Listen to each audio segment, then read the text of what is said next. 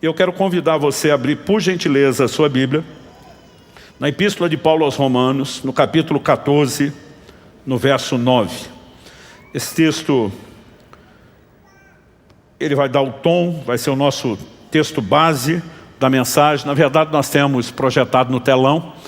O texto diz assim: foi precisamente para esse fim que Cristo morreu e tornou a viver, para ser Senhor, tanto de mortos como de vivos. Esse vai ser não apenas o ponto de partida, mas o trilho no qual nós vamos caminhar. Mas eu gostaria, mais para efeito didático do que qualquer outro motivo, que a gente declarasse esse texto junto. Normalmente peço para repetir, mas a cola está ali. Eu acho que dá para a gente fazer junto. Vocês vêm para fazer junto, tem que ir meio cadenciado. Não pode ir devagar demais, nem rápido demais. Vamos lembrar da época da escola, pode ser? Diga comigo: foi precisamente para esse fim que Cristo morreu e tornou a viver, para ser Senhor, tanto de mortos como de vivos.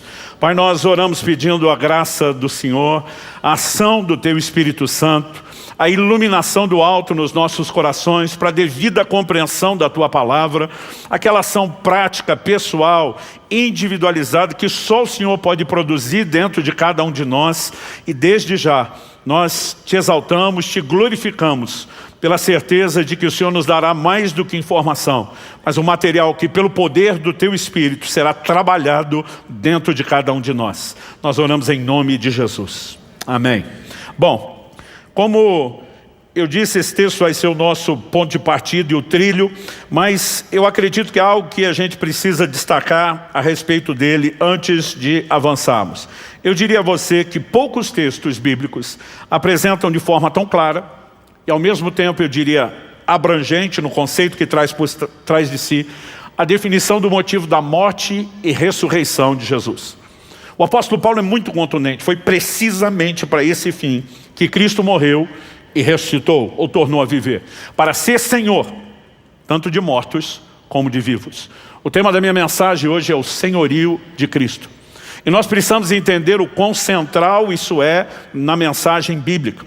A palavra traduzida aqui, Senhor, no grego Kyrios, ela fala de um dominador. Então, por exemplo, um escravo se dirigia ao seu amo, ao seu possuidor, o chamando por essa expressão. Mas também, nos dias do Império Romano, era a forma como eles se dirigiam ao César, aquele que dominava o mundo dos seus dias.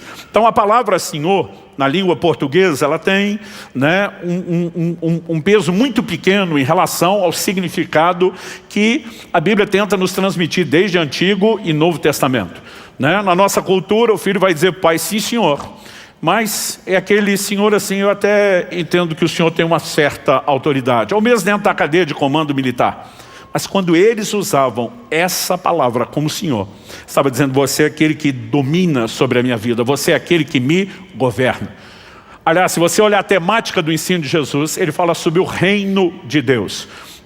Todo reino tem um rei, tem um governante, tem um Kyrios, a palavra grega, tem um senhor, que governa soberanamente sobre o seu povo, sobre os seus súditos. Toda a essência da mensagem bíblica gira em torno do senhorio de Cristo, e eu e você precisamos entender isso um pouco melhor. Ele é enfatizado no Novo Testamento, não apenas quando nós falamos de uma orientação àqueles que já abraçaram a fé em Jesus, mas essa mensagem do senhorio de Jesus, ela era apresentada juntamente com o anúncio da salvação que é em Cristo. Quando o Evangelho era anunciado, ele tinha uma temática central. Então observe o apóstolo Pedro, por exemplo, pregando no dia de Pentecostes, o primeiro sermão público da história da igreja. Atos capítulo 2, verso 36. Ele termina o sermão dizendo: portanto, toda a casa de Israel esteja absolutamente certa de que este Jesus que vocês crucificaram, Deus o fez Senhor e Cristo. A palavra Cristo significa ungido. Ela tem o mesmo significado que a palavra Messias do Antigo Testamento. Mas ele está dizendo que Jesus não é apenas o Messias que veio trazer salvação. Deus o fez Senhor. É a mesma palavra Kyrios que mencionamos. Em Atos no capítulo 10, verso 36, o mesmo apóstolo Pedro pregando, agora pela primeira vez aos gentios, ele anuncia o seguinte, Atos 10:36. Essa é a palavra que Deus enviou aos filhos de Israel, anunciando-lhes o evangelho da paz por meio de Jesus Cristo. Este é o Senhor de todos. Ou seja, a temática do senhorio de Cristo, ela já é introduzida na proclamação do evangelho. Nós continuamos olhando, por exemplo, o apóstolo Paulo, Atos 16, quando ele está preso em Filipos, e o carcereiro, ouvindo eles cantarem, orarem, ele faz a pergunta, o que é que eu preciso fazer para que seja salvo? Verso 31 de Atos 16 diz, eles responderam, creia no Senhor Jesus e você será salvo, você e toda a sua casa. Quase sempre que a Bíblia fala de Jesus como Salvador, ou a salvação que ele oferece, ela sempre o apresenta primeiro como Senhor, e depois mostra que o reconhecimento de fé no senhorio de Jesus pode produzir em você salvação. Creia no Senhor Jesus, né? Essa era a afirmação, é a palavra Senhor, de novo, é a palavra aqui, Kyrios. Em Romanos 10:9, o apóstolo Paulo explica agora a doutrina. Se com a boca você confessar Jesus como Senhor, e em seu coração crer que Deus o ressuscitou dentre os mortos, você será salvo. Crer no coração, confessar com a boca, confessar a Jesus como Senhor. A igreja, e desde que eu me entendo por gente, a gente vê o evangelho sendo pregado dessa forma, a igreja moderna mudou aquilo que a Bíblia diz. A gente diz para as pessoas, você tem que crer e confessar Jesus seu Salvador. A Bíblia nunca falou isso. Mas ele não é Salvador? Claro que é. Se você o confessar como Senhor, você vai ser salvo. Você só vai ser salvo porque ele é Salvador. Mas embora ele seja Salvador, Salvador não é objeto da confissão. O objeto da confissão é Senhor. O reconhecimento do senhorio de Jesus é o ponto de partida para que nós possamos experimentar a salvação e todos os desdobramentos do pacote, do combo completo que Deus nos oferece junto com a salvação. Então, se o senhorio é algo tão importante e central, nós precisamos entendê-lo. E Jesus no ensino, ele resume a ideia e o conceito prático de senhorio de uma maneira muito simples. Lucas 6:46.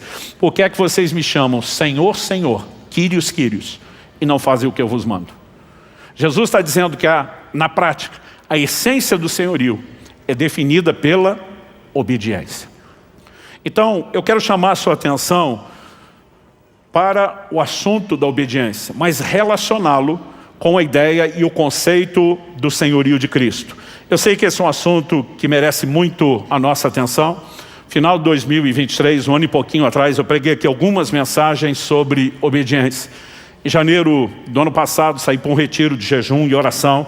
E eu lembro que o Espírito Santo falou comigo, eu não te dirigi a mexer no assunto da obediência à toa. Ele começou a me fazer entender algumas coisas, né? Eu lembro que em 2018 publiquei um livro chamado O Impacto da Santidade. E eu passei 2019 correndo o Brasil todo, todos os estados, ensinando doutrina da santificação, né? Fazia uma conferência onde eu falava 3 horas numa noite. E a ideia era mostrar que santidade não é um assunto periférico na doutrina cristã, não é secundário. Quando você olha para o propósito da criação, Efésios 1:4, ele nos elegeu nele antes da fundação do mundo para que fôssemos santos e irrepreensíveis diante dele. Então, nós começamos a trabalhar a temática da santidade. Qual é a essência prática da santidade? É você permanecer distante do pecado. E o que é o pecado? 1 João 3,4 diz que o pecado é a transgressão da lei, é desobediência. Então, basicamente, quando falávamos sobre santificação, estávamos falando sobre crescer no processo de obediência. Eu gastava cerca de 40 minutos dentro dessa conferência, só para apresentar a graça, como uma força que nos capacita para a obediência. Então, a partir disso, final de 2021, lancei um outro livro chamado Graça Transformadora, porque eu comecei a perceber, impossível viver santidade, um assunto tão central, sem entender a manifestação prática da graça. E passamos a falar bastante a respeito disso. Mas todo o ensino da graça era para mostrar que ela era uma força capacitadora para a obediência, que por sua vez é a expressão prática de santidade. Quando estava nesse período de jejum e oração, o Espírito Santo me deu um desenho. E escrevi um 3º livro para formar trilogia. Não foi lançado ainda, pode ter certeza que a hora que sair nós vamos fazer o barulho, né? Mas Deus me deu um desenho completo para que sistematizasse toda a doutrina da obediência. E eu lembro que foi só quando terminei o livro sobre obediência. Estava com umas 300 páginas escritas. O Senhor começou a falar comigo: o próximo material que você vai trabalhar é o de senhorio, porque o senhorio também tem como essência a obediência. Todos esses assuntos estão profundamente relacionados, né? É impossível a gente abordar aqui de maneira rápida o que em 3 livros eu já ocupei mais ou menos umas 1000 páginas, né? 300 em 2 deles, 400 em outro. Mas o ponto que eu quero observar é que de vez em quando nós precisamos de um resumo geral da macrovisão e de vez em quando nós precisamos pegando os muitos tópicos que formam a macrovisão e aí trabalhá-los de forma detalhada. Eu quero trazer uma visão do senhorio de Cristo, macrovisão, panorama bíblico, para que você entenda a importância da obediência na prática da vida cristã. Eu quero construir isso começando pelo problema, como tudo, né, começou lá no Jardim do Éden. O que é que Deus tinha planejado, como a maionese desandou, vamos falar assim, né, o problema, o que é que aconteceu. E a partir de entendermos isso, nós conseguimos compreender um pouco melhor qual a solução que Deus ofereceu. E só depois de considerar qual foi o problema e a solução, é que nós queremos entender qual o chamado de Deus, de maneira prática para mim e para você, para andarmos nesse lugar de sujeição ao seu senhorio, ao seu governo. Então a gente tem que começar pelo início. Em Romanos, no capítulo 5, no verso 12, Paulo faz uma releitura do que acontece com Adão e Eva lá no Jardim do Éden. E ele diz assim: por meio de um só homem, uma clara referência a Adão, entrou o pecado no mundo, através do pecado a morte, e a morte passou a todos os homens. O pecado não trouxe dano apenas para Adão, mas para toda a humanidade. Quando a Bíblia fala de morte, ela não está falando de fim de existência. Quando alguém morre e o seu corpo, né, simplesmente foi sepultado, isso não significa que o ser espiritual deixou de existir. Mas ela fala de separação. Ou seja, a pessoa perde a conexão com esse mundo e com o relacionamento com seus semelhantes, porque isso findou. É uma separação, mas não é fim de existência. Quando a Bíblia fala dessa morte interferindo no plano de Deus, ela também sempre fala de separação e não de fim de existência. Isaías 59:2 diz: as vossas iniquidades fazem separação entre vós e o vosso Deus, de modo que ele não vos ouça. O pecado gerou desconexão. Ele trouxe essa consequência da morte espiritual. Efésios 2 diz que Deus nos vivificou quando nós estávamos mortos nos nossos delitos e pecados. Mas quando você olha para a essência do problema, ela foi basicamente o quê? O que é que trouxe essa separação? O que é que trouxe, né, a morte e toda essa consequência? Um ato de desobediência. O Senhor claramente diz: vocês podem comer de toda a árvore do jardim, mas da árvore do conhecimento do bem e do mal, vocês não podem comer. Todo o problema se origina no que nós podemos classificar de a rebeldia humana, a desobediência. Esse é o ponto central de todo o problema da humanidade. E a gente precisa olhar para isso como tal. Repito, qual a definição de pecado? Citei antes, 1 João 3,4, que o pecado é a transgressão da lei. Eu queria ler esse mesmo versículo na versão fácil de ler. Todo aquele que comete pecado também desobedece à lei de Deus, pois pecar é desobedecer à lei. Essa é a definição de transgressão, desobediência. E todo problema se origina da desobediência. Agora, a consequência daquele pecado inicial nos cria um problema para toda a humanidade, que a gente chama de um problema de natureza, e nos coloca debaixo de um rótulo. Qual era o rótulo? Em Efésios 2:2, o apóstolo Paulo fala dos filhos da desobediência. E eu queria ler o texto todo. Efésios 2, de 1 a 3. Ele lhes deu vida quando vocês estavam mortos em suas transgressões e pecados, nos quais vocês andaram no outro tempo, segundo o curso desse mundo, segundo o príncipe da potestade do ar, do espírito que agora atua nos filhos da desobediência. Entre eles também todos nós andamos no passado, segundo as inclinações da nossa carne, fazendo a vontade da carne e dos pensamentos, e éramos por natureza filhos da ira, como também os demais. Então ele mostra que os filhos da desobediência estão debaixo de ira e condenação, mas nós éramos por natureza. O que significa isso? Adão não cometeu apenas um pecado que o separou de Deus. A Bíblia nos mostra que o pecado afetou a natureza do primeiro homem, o primeiro cabeça de raça, e esse passou a multiplicar seres semelhantes a si. A gente costuma dizer que o pecado não é apenas uma ação, o pecado é um problema de natureza. A Bíblia nos mostra isso com clareza. Eu nasci em iniquidade, Salmo 51:5. Em pecado me concebeu minha mãe, Salmo 58:3. Os ímpios se alienam desde a madre, desde que nascem proferem mentiras. E Deus exemplifica isso em Jeremias 13:23, né? Mostrando que o problema do pecado era a natureza do homem. A pergunta que Deus faz: será que o etíope pode mudar a sua pele? Ou o leopardo as suas manchas? Se fosse possível, também vocês poderiam fazer o bem, estando acostumados a fazer o mal. Deus está dizendo, nem o etíope pode mudar a cor da sua pele, nem o leopardo mudar as manchas, porque é uma questão de natureza. E vocês não podem parar de fazer o mal para fazer o bem, porque é uma questão de natureza. Isso significa que não haveria solução? Não. O que Deus está construindo ao longo da história é uma clareza de entendimento do que é de fato o problema, para que a gente pudesse compreender qual era também de fato a solução. E muitas vezes nós olhamos para um evangelho onde parece que Jesus só veio perdoar os nossos pecados e remover a condenação dos nossos pecados. Nós sabemos que ele também veio fazer isso, mas nós precisamos entender que ele veio fazer mais do que isso. Porque se o problema é uma desobediência crônica, incurável, um problema de natureza, só existe uma solução para isso. Não adianta a gente imaginar que Deus vai ficar enxugando o gelo e querer que todo santo dia você vivamos sendo perdoados sem a capacidade de ser transformados. Essa era a limitação da antiga aliança. O livro de Hebreus diz, né, que os ritos cerimoniais da lei não podiam aperfeiçoar aquele que prestava culto. É por isso que esse povo vivia de perdão em perdão, mas não havia transformação. A grande mudança da lei para a graça, ela vem apontando um elemento específico. Romanos capítulo 6, verso 14 diz, o pecado não mais terá domínio sobre vós, porque não estáis mais debaixo da lei, e sim debaixo da graça. O que você precisamos entender é que a graça não veio nos libertar da lei, ela veio nos libertar do pecado, dessa natureza rebelde, dessa natureza desobediente. E nós precisamos compreender então qual é a solução. Se o problema é uma natureza rebelde, nós precisamos entender que a solução é a mudança de natureza para uma onde seja possível obedecer. Por que é que Jesus disse para Nicodemos, em João no capítulo 3, no verso 6? Se alguém não nascer de novo, não pode entrar no reino de Deus.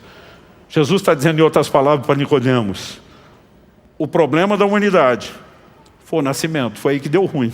Nós nascemos parecidos com o primeiro Adão e nos tornamos herdeiros dessa natureza. Agora tem que nascer outra vez, mas não do mesmo protótipo, não da mesma matriz reprodutora. Agora precisamos ser gerados de uma outra matriz reprodutora, de um outro protótipo, para receber uma nova natureza. 2 de Pedro 1,4 diz, a fim de que vos torneis participantes da natureza divina. O novo nascimento proporciona uma mudança de natureza. E nós precisamos entender que isso é a solução. Uma solução que não se limita a Deus apenas eu perdoo os pecados que você cometeu, eu removo a condenação do que você já cometeu, mas isso significa que aqui haverá um ambiente de empoderamento, de capacitação, para que a gente pare de pecar. E João no capítulo 8, no verso 11, nós vemos Jesus dizendo daquela mulher que foi apanhada em flagrante adultério. Jesus diz, onde estão os teus acusadores? Jesus diz, eu também não te condeno. Mas ele diz para ela, vá e não peques mais. E nós precisamos parar de pregar um evangelho que mutila a graça de Deus e apenas anuncia a primeira parte, não há mais condenação. Isso é verdade e Deus seja louvado por isso. Romanos capítulo 8, verso 1, nenhuma condenação mais há para aqueles que estão em Cristo Jesus. 2 Coríntios 5,17, se alguém está em Cristo, nova criatura é, as coisas velhas já passaram, eis que tudo se fez novo. Nós somos gratos a Deus por isso. Mas o que ele ofereceu é maior do que isso. Eu esperava pelo menos uma empolgação de alguns de vocês. Eu vou repetir, eu sei que você estava esperando eu pedir, então vamos lá. A remoção da condenação é algo extraordinário e nós somos gratos a Deus, mas o que ele tem para nós é maior do que isso. O evangelho é um evangelho de transformação e nós precisamos entender que a solução é exatamente essa. O Senhor veio nos oferecer uma nova natureza. Então eu quero chamar a sua atenção para entender a construção desde a antiga aliança. Na época da lei, Deus usa o profeta Jeremias para anunciar a chegada de uma nova aliança. Jeremias 31, 33. Deus diz, porque é essa aliança que farei com a casa de Israel depois daqueles dias, diz o Senhor. Na mente lhes imprimirei as minhas leis, e também no seu coração as inscreverei. Eu serei o Deus deles, e eles serão o meu povo. Deus diz nessa nova aliança, eu não apenas serei o Deus deles, eles serão o meu povo. O fato de que eles poderão ser chamados de meu povo é porque eu vou escrever no coração deles as minhas leis. Eu vou imprimi-las na mente de cada um. Deus está dizendo, aquilo que nunca pôde entrar no mais profundo do ser deles, a ponto de moldar e mudar na natureza. Deus diz, eu vou colocar do lado de dentro a capacidade de andar na minha lei em obediência à minha palavra. Nós precisamos entender que essa capacitação para a obediência é algo central no Evangelho. Então, se o problema, como destacamos em primeiro lugar, era a rebeldia humana, eu e você precisamos entender que a solução não é só perdão da rebeldia, mas ele está ligado à restauração da capacidade de obedecer. Quem está entendendo, diga amém. Então essa é a solução. E quando Jesus diz àquela mulher, não te condeno, vá e não peques mais, eu sei que na cabeça de muitos de nós é uma mensagem difícil de absorver. Eu lembro quando, ainda garoto, adolescente, lendo Mateus 5,48, vejo Jesus dizendo, sede vós perfeitos, como perfeito é o vosso Pai Celestial. Primeira coisa que eu pensei, exagerou em Jesus. Estava empolgado. Né? Porque na minha cabeça já não é possível ser perfeito. O que dizer perfeito no mais absoluto padrão de perfeição, que é o do Pai Celestial. Mas se alguma coisa que Jesus falou não é digna de confiança, por que é que o resto seria? Então a gente tem que olhar e cogitar. Só tem duas probabilidades lógicas aqui. Ou Jesus falou a verdade ou não falou. Mesmo que você queira desdobrar ele não ter falado a verdade por motivos diferentes. Né? Ou porque não conhecia, ou porque deliberadamente estivesse enganando. Nós sabemos que isso não cabe na pessoa de Jesus. Ele é luz, ele não há trevas alguma. A Bíblia diz que ele não pode mentir. Então eu e você precisamos olhar e dizer, peraí, ele falou a verdade. Então é possível não pecar, não desobedecer. Isso não significa que a gente vai conseguir sozinho ou com o nosso esforço. É aí que nós precisamos entender o que não só a mudança de natureza, mas todos os recursos que acompanham essa obra da salvação e do Evangelho. Quais são os recursos que Deus nos disponibilizou? Porque mesmo com a experiência do novo nascimento, a mudança de natureza não é instantânea. Porque a verdade é que você recebeu uma nova natureza sem perder a velha. Jesus explica para o Nicodemos. Quando ele fala nascer de novo, ele diz, vou entrar no ventre da mamãe, ser dado à luz outra vez. Né? Jesus diz, Nicodemos, o que é nascido da carne é carne. O que é nascido do Espírito é Espírito. Jesus está dizendo, quando você entrou no mundo, foi o nascimento de carne. Foi nesse que deu ruim. Não adianta repetir esse. Se houvesse uma forma hipotética de repetir o primeiro, você ia viver no loop, na repetição. Toda vez que você nascesse outra vez, nasceria com o mesmo problema e a mesma natureza pecaminosa. Jesus diz, o novo nascimento é no Espírito. Quando eu e você nascemos de novo, na experiência de conversão a Cristo, isso é o que acontece no nível do nosso Espírito. É ali que nós recebemos a nova natureza. Mas o dia que você se converteu, o seu Espírito desencarnou, desincorporou, saiu do corpo vagando por aí? Não. Então essa nova natureza do seu Espírito, ela está habitando dentro de uma morada velha, que é o seu corpo de carne, que carrega a velha natureza e inclinação ao pecado.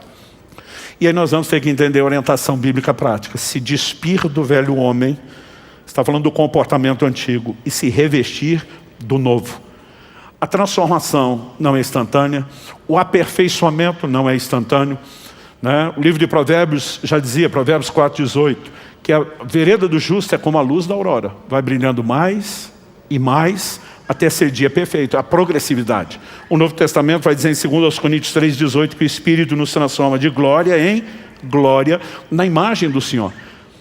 A expressão transforma, a mesma que vai aparecer lá em Romanos 12, transformai-vos pela renovação da vossa mente, é a palavra metamorfose. Ela não é transformação instantânea, é transformação por processo. Mas eu e você precisamos entender no que Deus quer nos transformar, qual a responsabilidade que nós temos, porque senão jamais viveremos a transformação. E essa transformação, ela nos torna semelhantes àquele que é o modelo de obediência. Né? Aliás, é interessante você reconhecermos, né, que quando o Evangelho é pregado, toda a ênfase está ligada ao assunto da obediência. Romanos 15:18, Paulo diz assim, porque não ousarei falar sobre coisa alguma, a não ser sobre aquelas que Cristo fez por meio de mim, para conduzir os gentios à obediência, por palavras e por obras. Então, quando ele falava de pregar o evangelho, conduzir os gentios à obediência.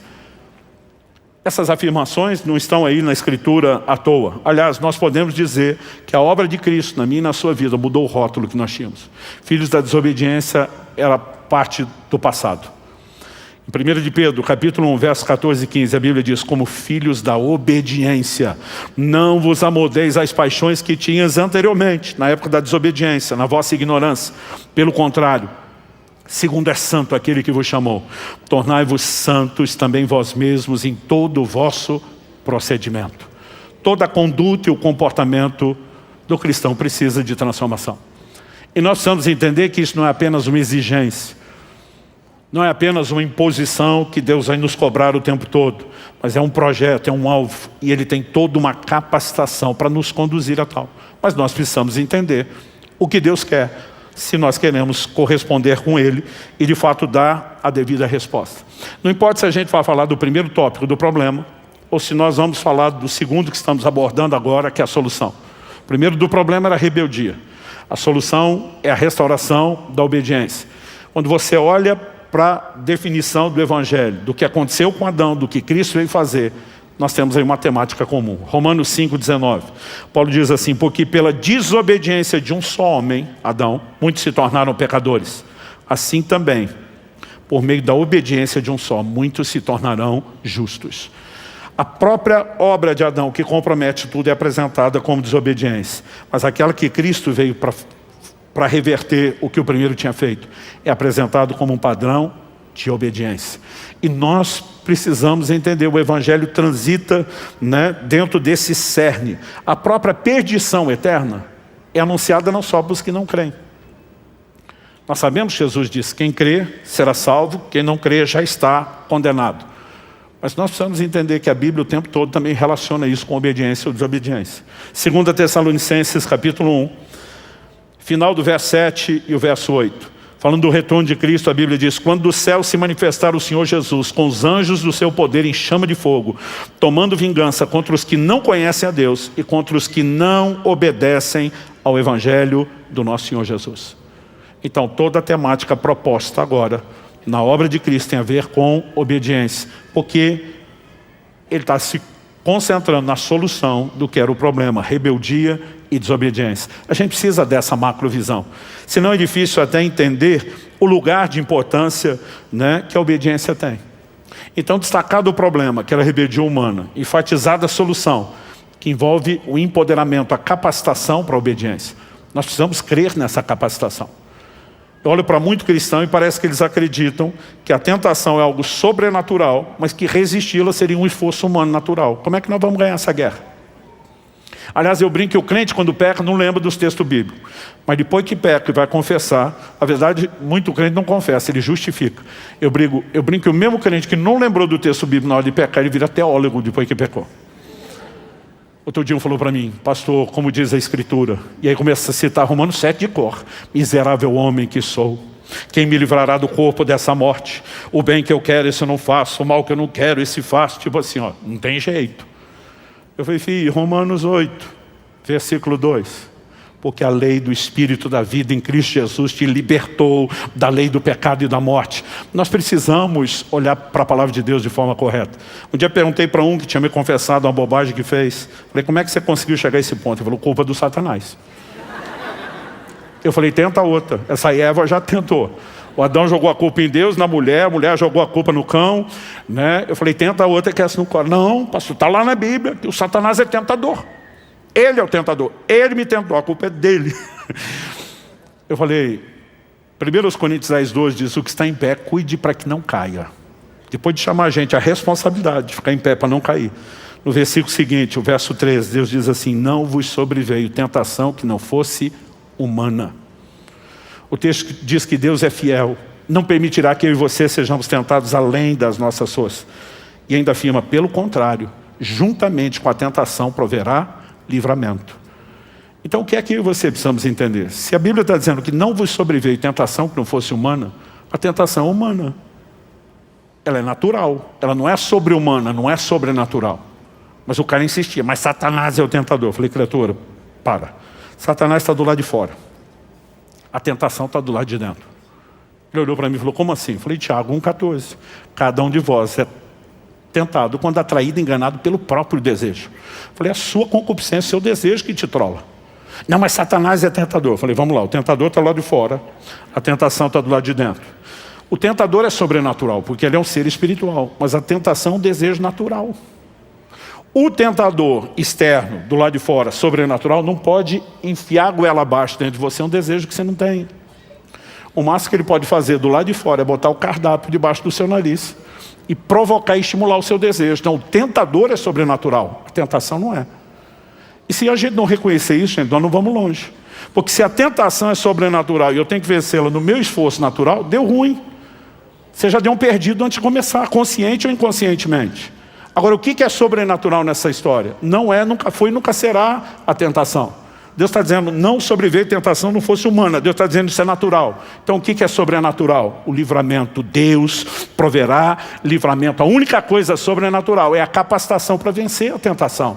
Há uma graça, há uma força capacitadora que nos empodera na nova aliança a vencer a tentação, a vencer a inclinação, a desobediência e não pecarmos. Quantos são gratos a Deus por isso? Então nós precisamos entender que a proposta do Evangelho não é só ficar perdoando pecados que não podem parar de ser repetidos. É nos levar a um lugar onde haja aperfeiçoamento, onde haja transformação, onde haja essa capacitação e empoderamento à obediência. Essa é a solução. Dito isso, vamos para o terceiro e último lugar. A obediência é o cerne, o centro, a essência da prática da vida cristã. Você pode repetir isso comigo? Diga, a obediência é o cerne da vida cristã.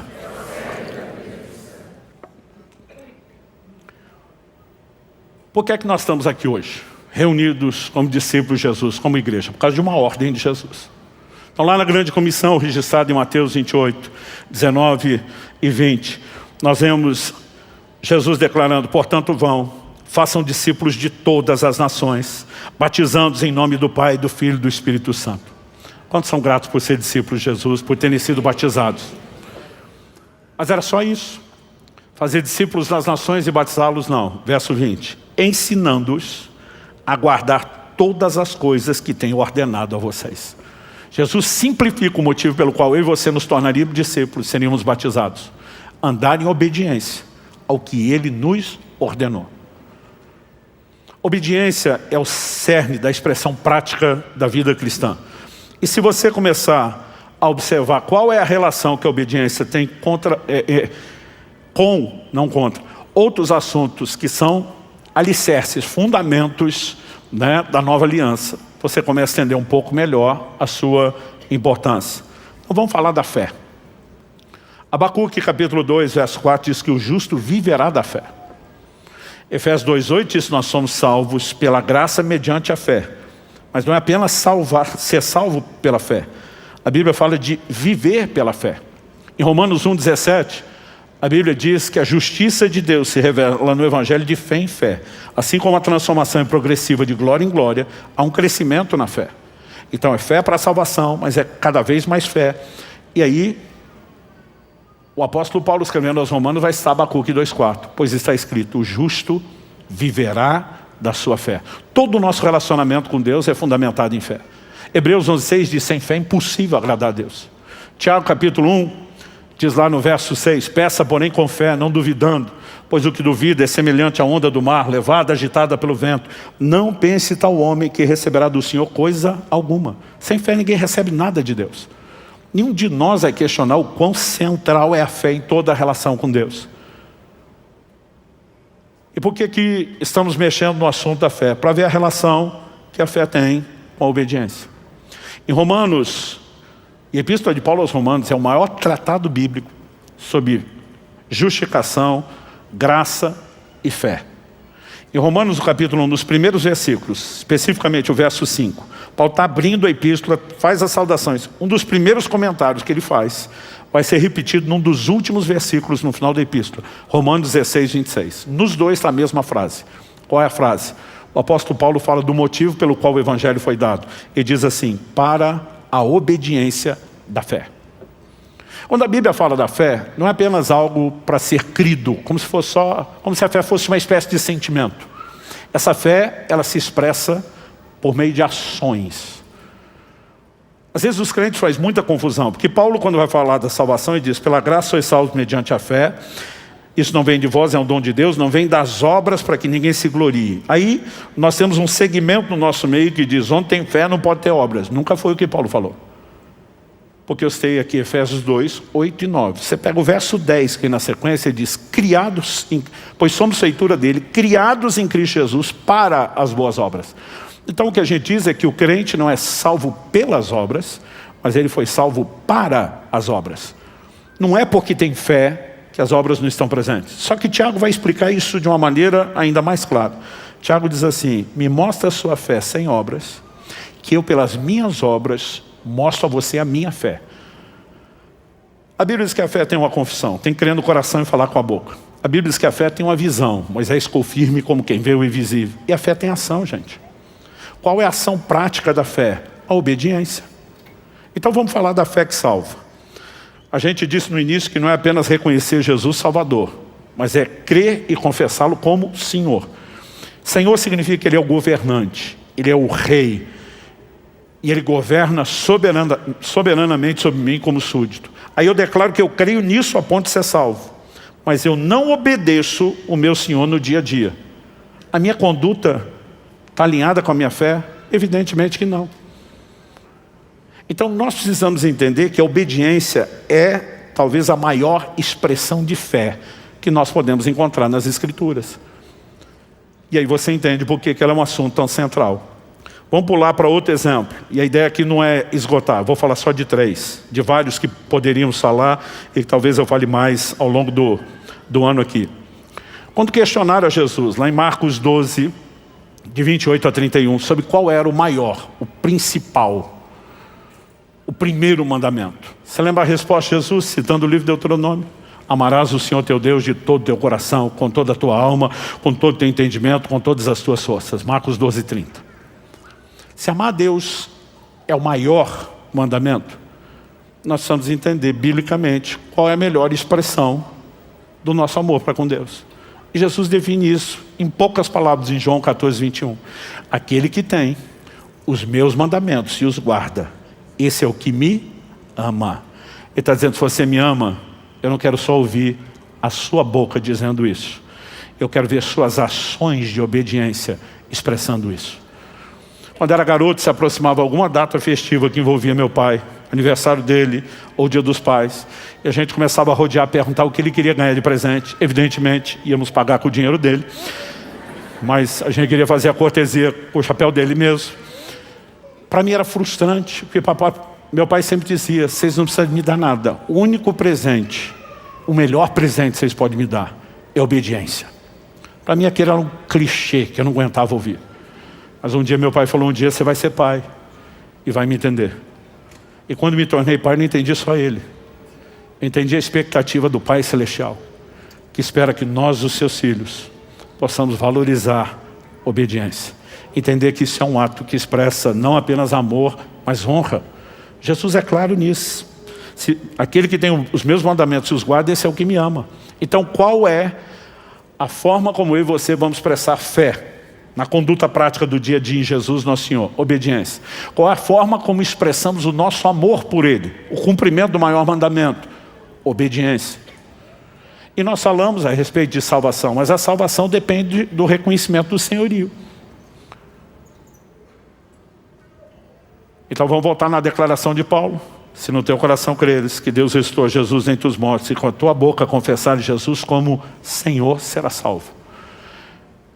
Assim como fé, assim como maior mandamento. Não dá para dizer que salvação não é uma das temáticas principais do Novo Testamento. Mas se para ser salvo eu tenho que reconhecê-lo como Senhor, vamos voltar ao que eu falei lá no início da introdução. Como eu e você podemos de forma prática expressar que estamos debaixo do senhorio. Lucas 6,46, vamos voltar lá de novo. Por que é que vocês me chamam Senhor, Senhor, e não fazem o que eu mando? Se eu sou Senhor, vocês têm que me obedecer.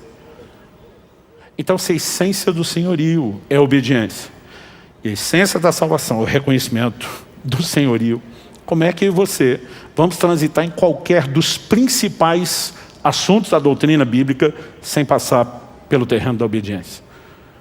Não é um assunto que eu e você tenhamos que ignorar. Mas de alguma forma, eu sinto que se nós não valorizarmos isso, a gente não vai conseguir levar as pessoas a um lugar de compreensão, né, prática do como andar nisso dia a dia. Alguém me perguntou, quando em 2022, eu fiz mais de 120 edições da conferência Graça Transformadora no país todo. As pessoas me perguntam, pastor, por que o senhor está nesse esforço de correr o país todo? Falei, porque eu preciso convencer o povo que o assunto é importante, porque senão eles não lêem o livro. E por que a gente tem que convencer? Porque parece que durante muito tempo na doutrina bíblica, a gente tratou da obediência como se fosse o tema dos poucos santificados que talvez consigam chegar lá. E nós não entendemos que esse é o caminho de Deus para todo mundo. Mas se a gente começar a entender o lugar de importância, a gente tem que se deixar ser mais atraído, não apenas dar atenção, processar, digerir, mas entender as ferramentas práticas para que a gente viva nesse lugar de obediência, de sujeição ao senhorio de Cristo. Mas agora me deixa fazer outro questionamento. Eu falei da fé, falei do amor a Deus e falei da obediência, a rendição ao senhorio dentro do processo de salvação, para mostrar, né, que em todos esses assuntos a obediência ela está relacionada. Mas agora me permita fazer um questionamento. Essas áreas que nós abordamos, a gente pode, além de experimentar o avanço, a gente pode viver retrocesso. E a resposta é sim. Então vamos falar da fé. Porque alguns estão olhando para a conversão pela fé, quase como se fosse o camarada que fez um concurso público para entrar naquele lugar de funcionário público com instabilidade, que não pode ser mandado embora. Então eles acham que a conversão pela fé é assim, eu tinha que crer para entrar. Agora que entrei, ninguém me tira daqui. E a minha pergunta para as pessoas é, você realmente consegue acreditar nisso? Porque quando a Bíblia diz que eu sou salvo pela fé, mas que o justo vive de fé, e que a justiça, a justificação de Deus vai se revelando de fé em fé, significa que o que foi começado tem que ser continuado, de preferência que haja crescimento. Mas o apóstolo Paulo diz em 2 Timóteo 4,7, combati o bom combate, encerrei a carreira, guardei a fé. Porque Paulo iria se gloriar de guardar algo que não se pode perder. Agora, se pode perder a fé, nós sabemos que pode, porque Paulo escreve a Timóteo, 1 Timóteo 1,19, fala de alguns que naufragaram na fé. Eu sempre faço questão de explicar o que é essa alegoria. A maioria de nós hoje não se locomove usando barcos como eles na antiguidade. Mas eu quero um naufrágio. Alguém entra num barco atracado num porto, com o propósito de fazer uma jornada, que quando encerrada, o navio vai atracar no porto de destino, eles vão descer em segurança. Eu quero o naufrágio, a interrupção da jornada, impedindo a pessoa de chegar ao lugar, ao destino final, e ainda fazendo com que aquelas vidas se perdessem e perecessem. Paulo transporta isso para a fé. E diz, alguns naufragaram, nunca terminaram a jornada de fé, não chegaram ao lugar onde deveriam. E você precisa entender que a fé tem que ser mantida. E se obediência é uma expressão de fé, eu e você não podemos comprometer a obediência ao longo do caminho, achando que está tudo bem só porque um dia a gente creu. Quando você fala do maior mandamento, Apocalipse 2, carta ao anjo da igreja em Éfeso, depois de, nos versos 2 e 3, elogiar toda a boa conduta, no verso 4, Jesus diz assim para o líder dessa igreja, tenho porém contra ti, que abandonaste o teu primeiro amor. Então, o cara começou bem. A Bíblia chama de primeiro amor aquela descoberta de Jesus, quando a gente vem cheio de paixão e empolgação. O Senhor disse, eu tenho isso contra você. Outro dia um irmão falou para mim, pastor, o senhor pode orar por mim? Eu falei, claro, pelo quê? Ele falou, estou em crise. Eu falei, qual a crise? Ele falou, perdi o primeiro amor. Eu falei, não, então você não está em crise, você está em pecado. Ele me olhou assustado. Não, pastor, o senhor está levando isso muito a sério. Eu falei, eu não, é a Bíblia que diz isso. Olha o que Jesus diz para a pessoa que ele fala de perder o primeiro amor. Lembra de onde caíste, chama de queda. Arrependa-se. Por que está chamando ao arrependimento? Volta à prática das primeiras obras, restaura isso. Isso não é uma crise. Agora, se o amor, que é o primeiro mandamento, que pode se começar muito bem, pode ser comprometido, e a expressão do amor é baseada na obediência, significa que pode ter retrocesso nessa área, Gente, qualquer questionamento que nós vamos fazer vai nos levar ao mesmo lugar, claro que sim. Em Gálatas 5:7, Paulo pergunta: vocês corriam bem, quem foi que impediu vocês de continuar obedecendo à verdade? A obediência não pode ser comprometida, ela não pode ser relativizada ao longo da caminhada. E nós precisamos ser diligentes nisso. Quem está entendendo, diga amém. Em Hebreus, no capítulo 4, no verso 11, a Escritura diz: portanto, esforcemo-nos por entrar naquele descanso, a fim de que ninguém caia. Repita comigo: a fim de que ninguém caia. Está falando de um esforço, a fim de que ninguém caia, segundo aquele exemplo de desobediência. Você vai olhar o contexto do texto, capítulo 3 e o 4. Está falando daquela geração que sai do Egito, mas nunca entrou na terra prometida. A Bíblia diz que eles se rebelaram contra Deus por 10 vezes no deserto. É por isso que a Escritura diz: se hoje ouvides a sua voz, não endureça o coração. E a Bíblia está dizendo: nós temos que nos esforçar para ninguém cair, reproduzindo o exemplo de desobediência. Por que é que está registrado lá? 1 Coríntios 10:11, Paulo diz: essas coisas foram escritas para nossa advertência, para nosso exemplo. Então a gente tem bom e tem mau exemplo nas Escrituras. Tem exemplo a ser imitado e tem exemplo a ser evitado. Mas a advertência é: sua obediência, seu nível de entrega, de rendição ao senhorio pode ser comprometido. Então, se eu sou salvo pela fé, mas começo crendo e paro de crer, como é que eu garanto a continuidade da salvação? Se o que Deus espera de mim como primário é amá-lo, e eu posso retroceder nisso, e a forma de expressar amor é a obediência, no final das contas você percebe que tudo está relacionado a uma única temática. A obediência, ela é central nas Escrituras. E aí você, precisamos não apenas entender como crescer na obediência. A Bíblia diz no livro de Hebreus que o Senhor Jesus foi aperfeiçoado e aprendeu a obediência pelas coisas que sofreu. Comentei há não muito tempo atrás aqui de uma conversa que um dia tive com meu pai. Falei: mas Jesus era perfeito, ele nunca pecou. E se o pecado é desobediência, ele nunca pecou, ele sempre foi obediente. Como é que ele aprendeu a obediência? Eu lembro que na época meu pai falou assim: não está falando dele aprender os primeiros níveis, está falando dele aprender o último nível. E eu achei uma resposta tão evasiva. E eu pensei: eu acho que o velhinho não tem o que falar, está tentando me trollar. Deixei por isso mesmo. Anos se passaram para que entendesse a resposta do meu pai. Um dia eu estava lendo Filipenses capítulo 2, eu quero terminar lá com você.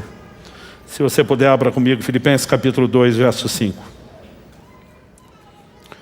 A Escritura diz: tenham entre vocês o mesmo modo de pensar de Cristo Jesus, que mesmo existindo na forma de Deus, não considerou ser igual a Deus algo que deveria ser retido a qualquer custo.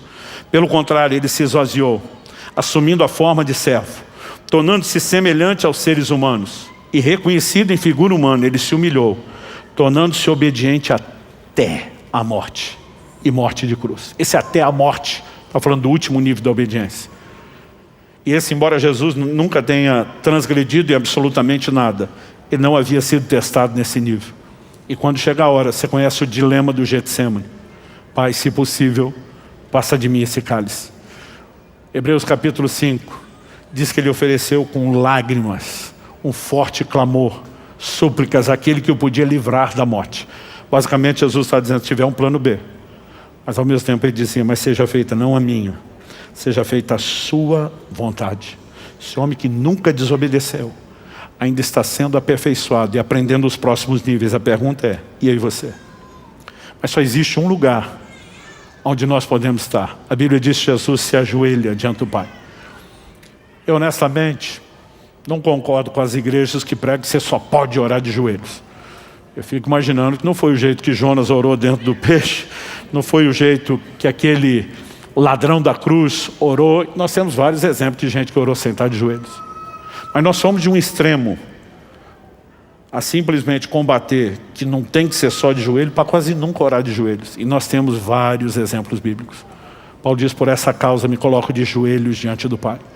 A Bíblia diz que Jesus ajoelhou-se. Isso fala do quê? De rendição. Os antigos, quando um Quírios, um senhor, o governante passava, eles simplesmente inclinavam seus joelhos, reconhecendo que ele é que tinha autoridade. Quando Jesus dobra os seus joelhos, está dizendo ao Pai Celestial: a vontade tem que prevalecer a sua, não a minha. Eu estou aqui abrindo meu coração.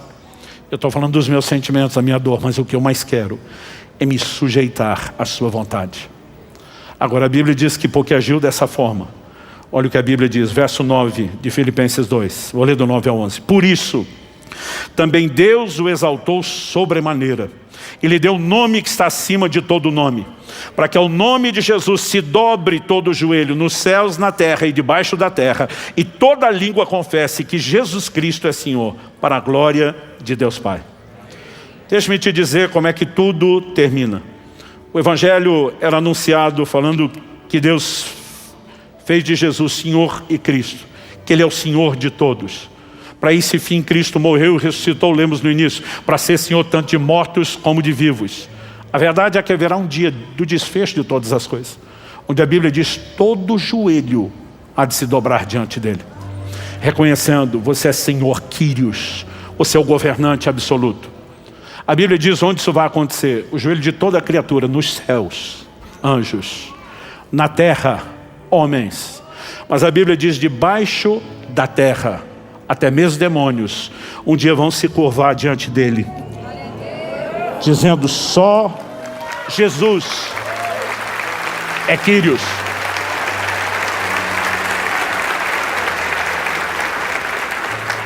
O problema é que alguns só vão se curvar quando não tiver mais oportunidade de serem afetados pelo reconhecimento, quando já estiverem debaixo de condenação.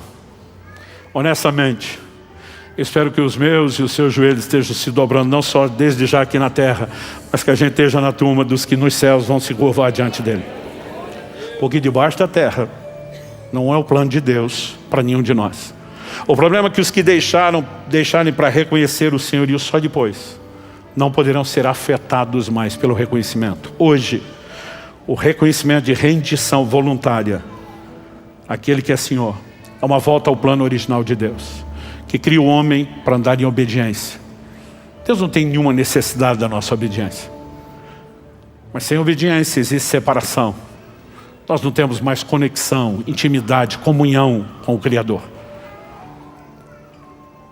Não há como a gente olhar depois do sermão todo do monte. Você lembra como Jesus termina?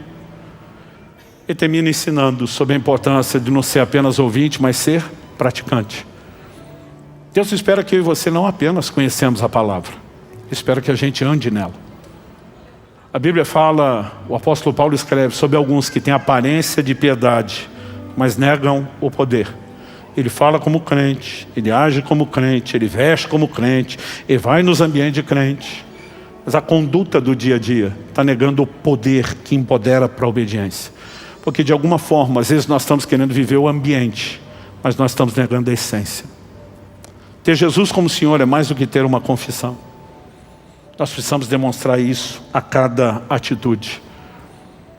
Evitando o pecado.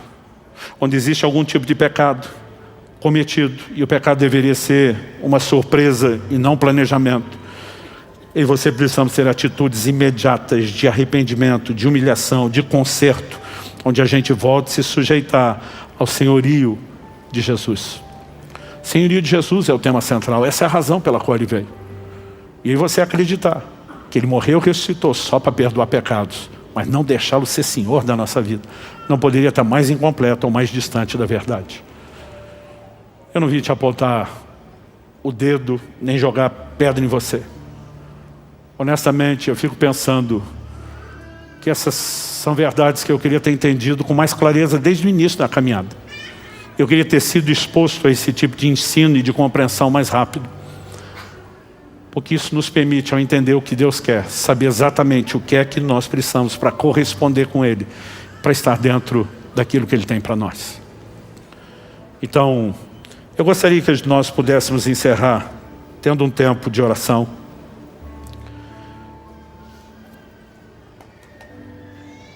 E durante esse tempo de oração, eu gostaria que você pudesse reafirmar o senhorio de Jesus sobre a sua vida.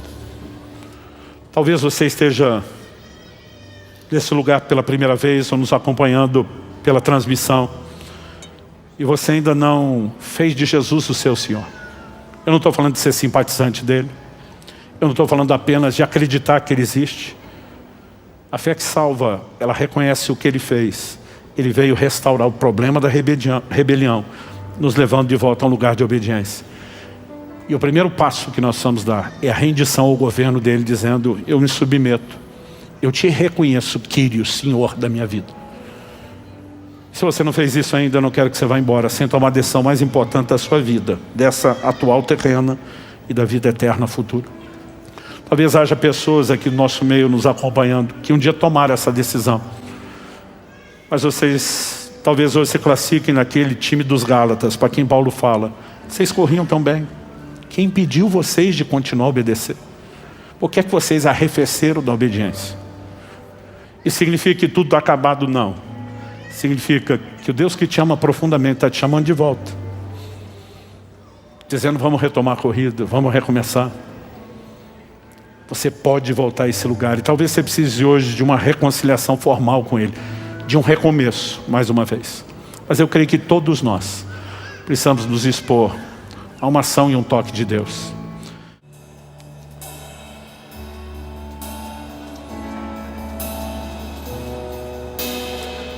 Muitas vezes nós acreditamos que o ambiente de oração é apenas o lugar onde buscamos em Deus que Ele atenda a nossas necessidades.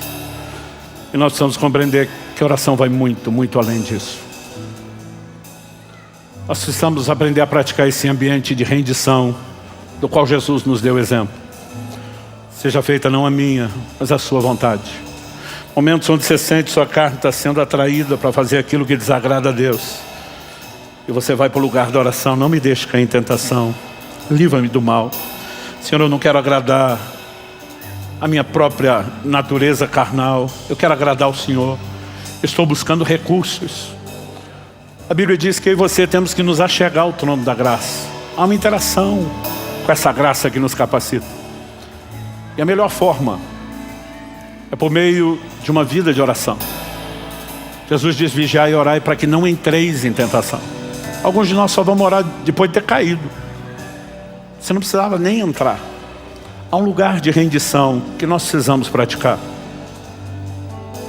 Deus me fez lembrar de um episódio muito curioso. Quando meu filho estava na transição da pré-adolescência para a adolescência, eu vim ensinando muito a ele a importância de fazer escolhas.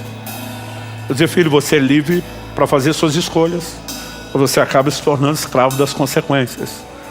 Ou você tem que ponderar muito. E eu comecei a incentivá-lo cada vez mais. Eu colocava diante dele situações de escolha para que ele se exercitasse, se treinasse. E eu falei: olha, se você tomar essa decisão, provavelmente pode acontecer isso, isso, isso de bom, mas pode ter isso, isso, isso, que não é tão bom. Mas se você tomar essa outra decisão, certamente essa parte boa vai acontecer, mas é muito provável que aqui também você tenha isso, que na de lá você não teria. E eu falei para ele: e aí? O que é que você vai escolher? Eu lembro até hoje, ele olhou para mim e falou: pai, o que o senhor quer que eu queira? Eu falei: não, eu quero que você faça suas escolhas. Ele falou: pai, eu já entendi que o senhor está me treinando a escolher, que o senhor me deu liberdade. Mas ele olha para mim e fala: o senhor é mais vivido que eu, é mais experiente que eu. O senhor enxerga mais do que o senhor já está me mostrando. O senhor quer o melhor para mim. Seria estúpido não procurar entender o que é que o senhor gostaria que eu escolhesse. Ele falou: eu não estou tentando anular a minha vontade. Eu estou entendendo o motivo pelo qual o Senhor me deu a escolha. O Senhor me ama. Mas o mesmo motivo é aquele que me faz vir a você e dizer: me ajude a escolher. E de alguma forma, essa conversa com ele mudou minha vida de oração. Porque várias vezes eu ia diante de Deus e eu sei que o Senhor me deu livre-arbítrio. Mas o que é que o Senhor quer que eu queira? Porque o Senhor nunca estabeleceu nenhuma restrição para me cercear, apenas para me proteger. Eu quero ser dirigido pelo Senhor. Eu quero ser governado pelo Senhor. E nós precisamos entrar mais profundo nesse lugar, onde essas batalhas são vencidas num ambiente de rendição.